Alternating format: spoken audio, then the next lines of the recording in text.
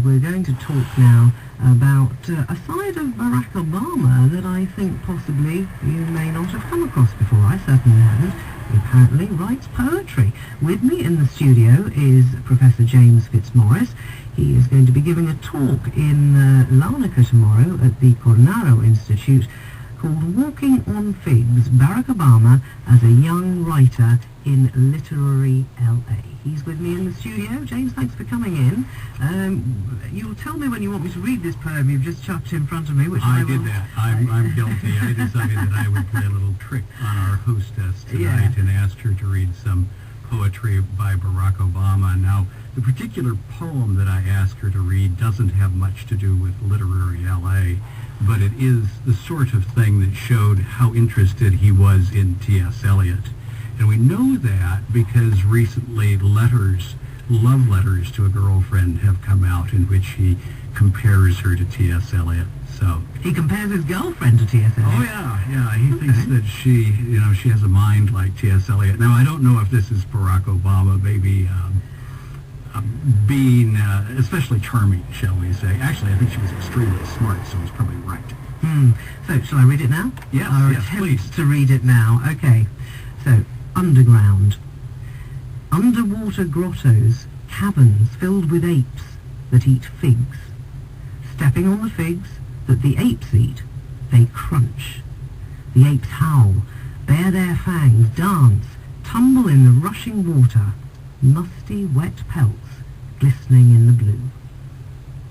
Does that make any sense? Not a lot, really. It's full of images, full of It is, but they're all jumbled up, aren't they? And they're all jumbled up. That makes me think of W.H. Auden, who has a poem called Limestone, in praise of limestone. And if you've read that poem, you might have the sense of what's going on here. Again, this is not literary L.A. Literary L.A. is more the Charles Bukowski and John Fante end of things, and that's what I'm going to be talking about mostly. But this was a short poem, and I wanted Rosie to read it. Well, Rosie did her best. Sort of hard, it's always difficult, particularly when you've only got a chance to quickly read it through, but I don't think with a poem like that it makes much difference if you've read it through 100 times. Oh, it does. It does. And I think that you think of it as modern or modernist poetry, and you don't get the meaning of it out of complete sentences. You get the meaning of it out of fragments and images. So what was it about? Oh, about figs. It was about stepping on figs. Yeah, but there's something very sensual about figs. What he said to his girlfriend in the letter was that there's in T.S. Eliot, there's sort of this pristine asexual world, and then there's this very sensual, amazing world of sexuality, and that they mix together, and that's, I think, in this poem. Okay, but strange about the apes somehow. The howling apes? Yeah. The howling apes are college students, and he was one at the time. He was in Los Angeles. He spent 2 years at Occidental College, his first 2 years, near Pasadena, and I think I went there 15 years earlier, and we were all young howling apes, I think, and that's a lot of undergraduates when you're 18, 19 years old, that's what you are, right? Yeah, I guess so. But the fact of the matter is this a side of Barack Obama that's well known? I'm sure his staff try to keep it quiet. Why? Why should anybody be sort of wanting to hide the fact that they've written poetry? Is it because... well, come on, why? Well, I mean, you're supposed to be strong and determined and not thoughtful and just go charging ahead, aren't you? Well, hopefully, if you're a leader, you should be slightly thoughtful before you go charging ahead. What do the American people think of this? Well, the American people don't know about it, I don't think. Is it just poetry he wrote? It's poetry he wrote. He published it in the college literary magazine. It was published, then republished by the New Yorker magazine. And it's been looked at by a few fairly serious critics who've said some nice things about it. So, does he still write poetry, do you think? That would be a good thing to know. It would be very interesting to find out whether or not his experience as leader of the country eventually finds its way into a book somewhere in poetic. Something that he wrote himself. Well, I mean, his autobiography he wrote himself. Nobody else wrote that for him. That was not with somebody. That was Barack writing. I never really understood the idea of an autobiography that you don't write yourself. It's a bit of an oxymoron, isn't it? Written by somebody else? Oh, yeah. Because if you don't know how to write, then you pay somebody to write it and all of this stuff is nonsense. There are millions of them, aren't there, though? Yeah. All right, so you're going to be talking about the young writer in literary LA. Now, one doesn't think of LA as being particularly literary. Oh, yes. This very morning, there I was in Larnaca, St. Lazarus Square, and I saw a couple of people who were sitting and having coffee, and we started talking, and I told them what I was going to do, and they said, literary LA? And I said, yeah, Bukowski, Charles Bukowski. And one of them said, yeah, I like Charles Bukowski. And this was a visitor from the UK, I would judge, who was a great believer in Bukowski. So, what are you going to be actually talking about? I mean, you'll read some of his poetry, I imagine? Will you I will read aloud some of his poetry. Have you got the background to some of it? You know, I mean, it's always interesting to know what prompted people to write some of the poems they write. When he was on Hawaii, when he was growing up, when he was in secondary school, there was an old black poet who he got to be good friends with, and I think that was the main influence. The other poem, which I won't make you read, is called Pop, and that combines the sense of the old black man who was a poet who he admired, his own father who saw very, very little of, and then his grandfather who was white. And that's kind of all mixed together in that poem.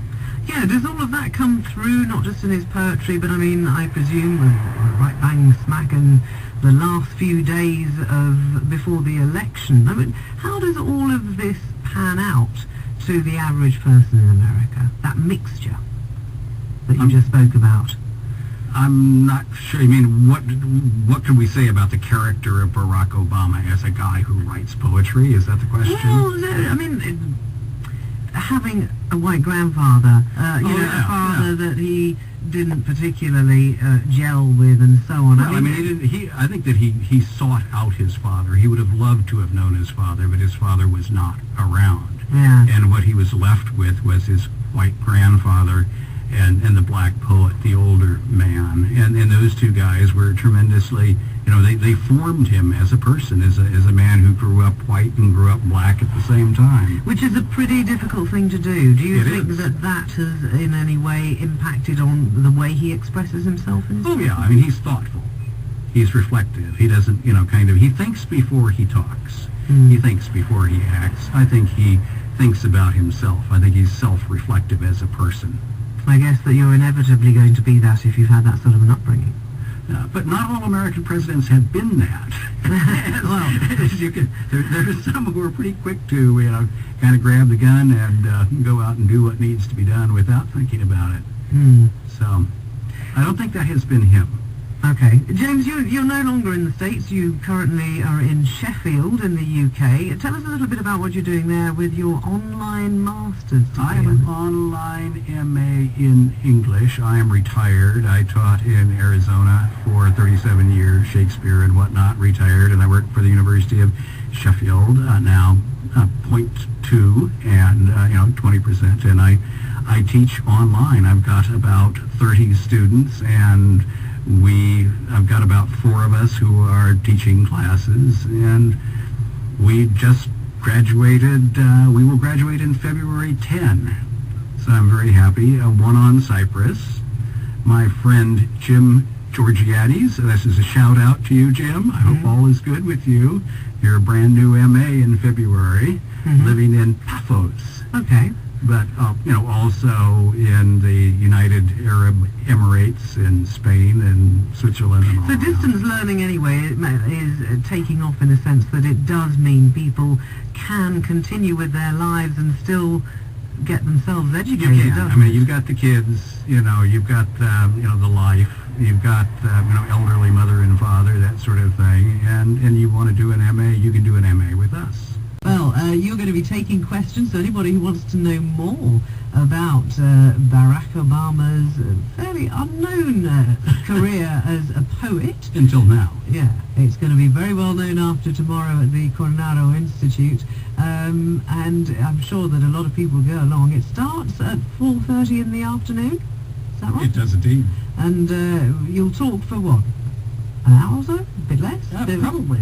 It's going to be a PowerPoint. So I'm going to have pictures of Barry, as he was known at the time he was writing poetry. Barry Obama with the long afro hair and the funny hats. Oh, really? And you can. I'll have pictures of him. Okay. Of Barry in those days. So the Obama you didn't know until now will be revealed in Larnaca tomorrow, starting at 4:30 by Professor James Fitzmaurice, walking on figs.